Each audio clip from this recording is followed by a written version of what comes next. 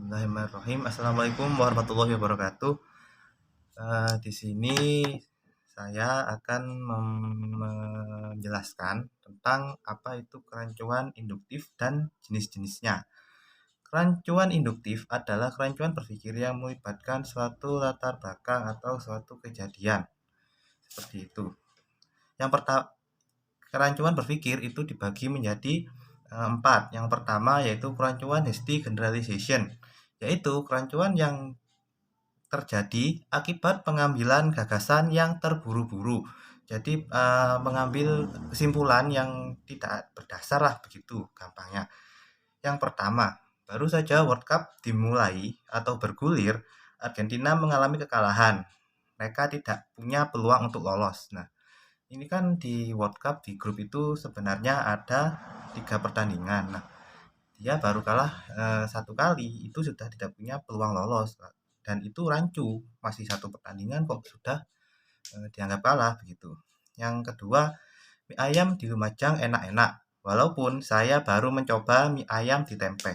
Nah, ini baru nyoba di Tempeh, belum nyoba di seluruh Lumajang, itu sudah menyimpulkan bahwa mie ayam di Lumajang enak-enak. Semua santri pasti merokok. Lihat itu Mas A gitu misalnya.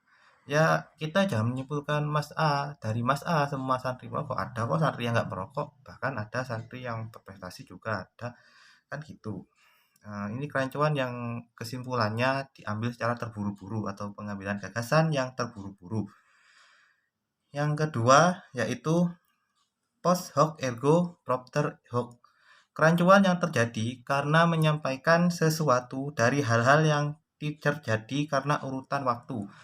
Jadi kerancuan ini disampaikan karena rentan-rentan waktu. Jadi menggunakan urutan waktu. Misalnya, ketika RMC mencetak gol, Diego Maradona meninggal dunia. Bersamaan dengan itu, jadi gol Ramsey tersebut merupakan penyebab Diego Maradona meninggal dunia. Nah, ini kan sudah rancu pemikirannya, karena masa karena satu gol gitu sudah ada yang meninggal dunia.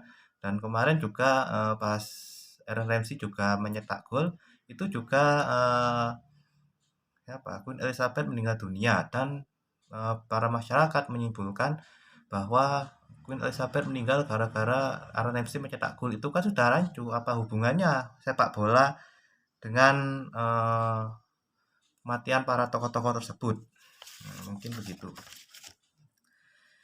Yang ketiga, kerancuan yang terjadi karena menyimpulkan sesuatu hal dari diamnya seseorang atau tidak adanya penjelasan apapun dari suatu kejadian. Jadi kerancuan ini berasal dari diam. Jadi kayak kamu diam, kamu pasti iya, kamu pasti menjawab iya gitu. Nah, itu tidak rancu pemikirannya. Memang, dan contoh lagi kayak gini.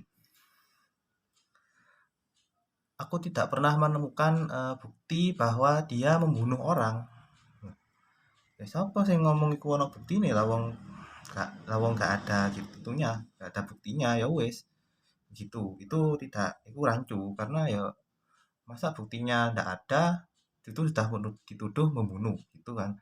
Tidak ada bukti bahwa dia membunuh kucing, tapi eh, kucing itu mati di samping dia, jadi dia itu membunuh kucing. Nah, itu tidak rancu, pemikiran yang rancu gitu lah.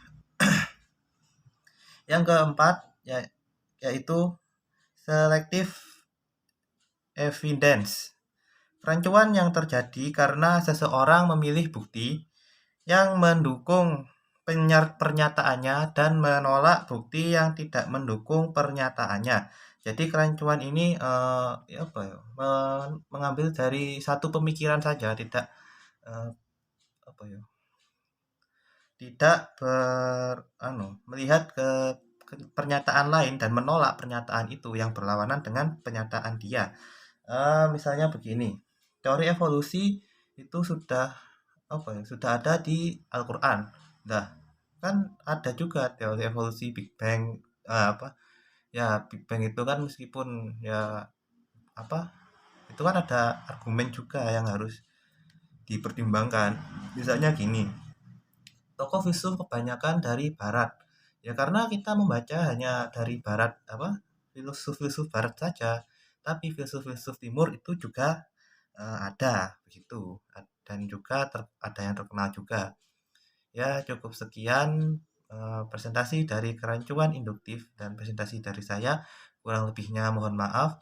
Wallahumma fiq ila aqwamit thoriq. Saya manusia biasa dan tidak luput dari salah dan lupa.